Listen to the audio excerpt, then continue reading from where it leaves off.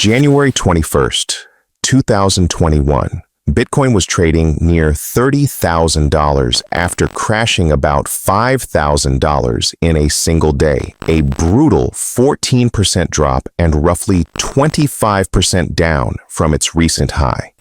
During my live YouTube session, one of my subscribers asked, "Has Bitcoin entered a bubble like the tech stocks in the 2000s?"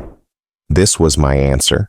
Can I compare the tech bubble with the Bitcoin movement right now? I think what that question is the unprecedented move we've seen in the Bitcoin market over the last 8 months or so, and certainly over the last several months.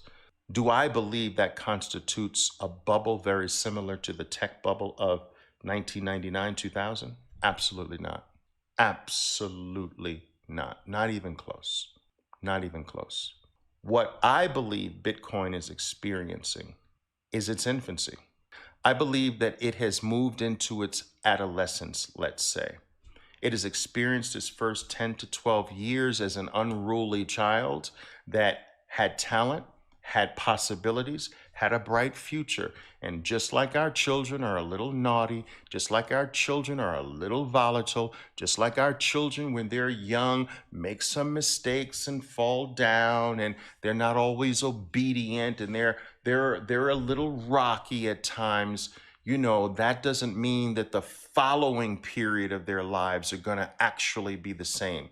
And I think that Bitcoin has entered into its second phase. It's no longer an infant, it's more of an adolescent. I think its future is huge, and I think it's unstoppable. And I think that what we're experiencing is just the very tip of the iceberg in terms of adoption all over the world by institutions, by large moneyed organizations, all the way up the ladder to governments and their federal balance sheets.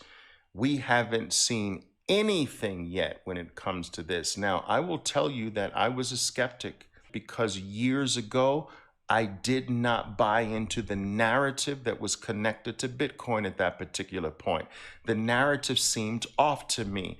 Everyone talked to me about the fact that this item is going to take over fiat currency, maybe 100 years from now, but that narrative doesn't resonate with me. That this is something that's going to replace money and that you can buy a pizza or a Coca-Cola with it, or a hamburger with fries on the side. I'm like, but I have a Black American Express card for that. Why do I need that? All right. I have credit cards. I've got a checkbook. I've got cash. Like, it just to have another way to buy stuff just didn't resonate with me. So I believe that years ago, the narrative was wrong. But what caught me in late 2019, the switch triggered for me. The light bulb happened for me when I realized that this is not just something to buy stuff with. Like, I don't have a precious diamond and say, I want to buy a pizza with my precious diamond. Do you have a slice of pizza? I have a $2 million diamond here. I want to buy a slice of pizza with extra cheese, please. Come on. Like, I'm not interested in that.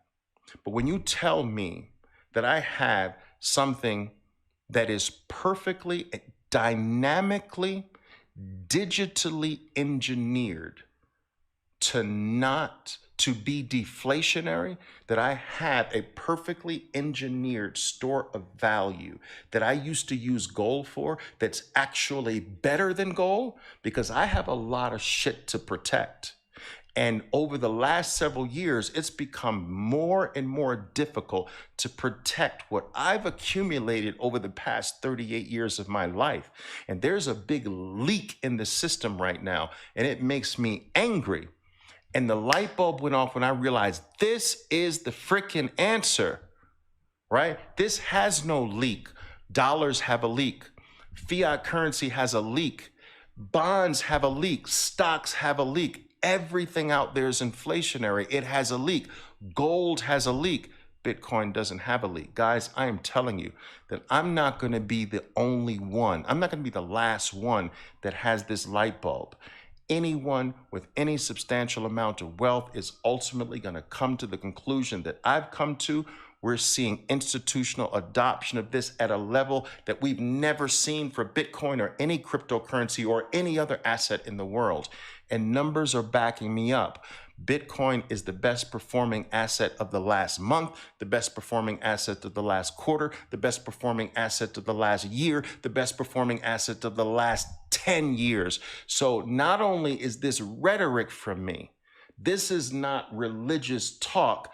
I've got freaking numbers to back me up. And I'm so glad that I eventually came to see what the proper narrative of this thing is. So when you ask me, is this a freaking bubble? No, this is a revolution. This is the beginning of something. And let me tell you something. This is akin to when cars first came on the scene and changed the landscape of the world forever. This is like when the printing press, like you only get opportunities like this once every 100 some odd years. Guys, this is not a bubble. And if you watch my work, I'm still buying. I'm not buying every day like I did all year. I bought every single day from March to the end of, to actually this month. Every single day of my life I bought. Every single day. And I've moved that this year to buying every week. And sometimes more than once a week. But that should give you a pure indication of me not even being close to feeling like this is bubble. And if you tell me that Bitcoin has the potential to drop 40%, 50%, 60%, your lips to God's ears, because I should have bought more. And that will only give me an opportunity to buy more aggressively, which I should have done. So I hope there's a drop. I hope there's a collapse. I hope this thing takes a dive so that I can get back to doing what I should have done in a much bigger way.